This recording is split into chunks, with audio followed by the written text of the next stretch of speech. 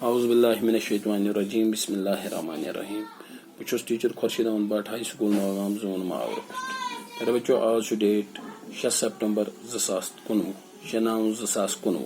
2019 पढ़ा कशर 7वीं जमात मेरे बच्चों पढ़ा नावत पतमिन दोहन मज तो आज पढ़ो आम नावत पोर खास नावत पोर तो आज पे याद आज पढ़ो वाहिद जमा ग्रामरस मत बरो वाहिद गो सो वाहिद गो अख जमा गो वारिया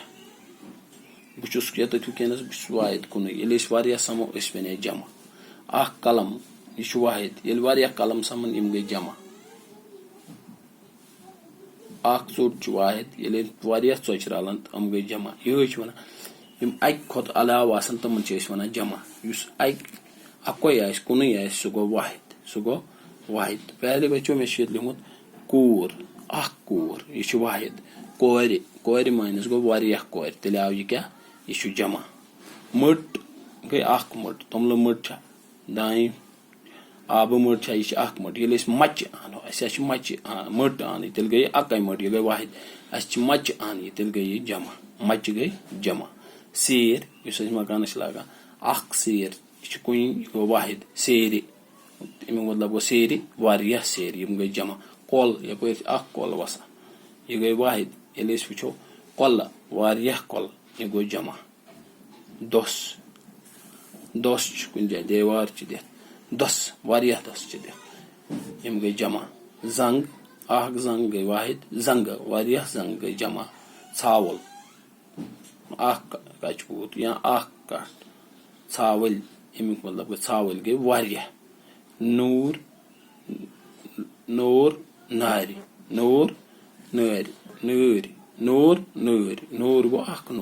नलकच कुन जाए वो वारिया नूर अमुक मतलब गो यह गो जमा पोस कंस मे आव पोस यानी अकोई पोस आमुत एन आज पथ मानस वारिया पथ एन यह गो जमा ब्योर ब्योर कुन यह वाहिद वारिया बेर बेर यह गो जमा यानी अम वारिया ब्रेर मकानस मज ब्रोर चामुत यानी कुन ब्रोर चामुत यह वाहिद मकानस मज ब्रेर चामुत ब्रेर ये अम गई वारिया ब्रेर तो यह गो वाहिद तो जमा गो ब्रो परान आज वाहिद तो जमा बह पर बे कोर कोर मट मच सेर सेर कल कल दस दस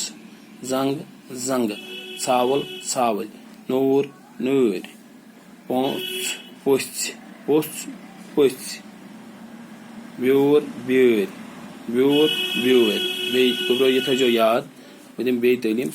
थो याद कूर कोर मट मच सेर सेर कल कल दस दस जंग जंग छावल छावल नूर नूर पोच पोच ब्योर ब्योर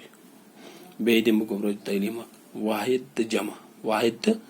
जमा यह 7वीं जमात कौशर ग्रामर पढ़ान आज वाहिद तो जमा कूर कोर मट मच सेर सेर कल कल दस दस जंग जंग छावल छावल नूर नूर अल्हम्दुलिल्लाह पोच पोच ब्योर ब्योर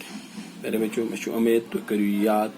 पन्ने सवाल कापी पे लिखो आज इंशाअल्लाह मे पूरी उम्मीद तुम करो याद बे लिखो पन्ने अत कापी पे। अस्सलामु अलैकुम रहमतुल्लाह।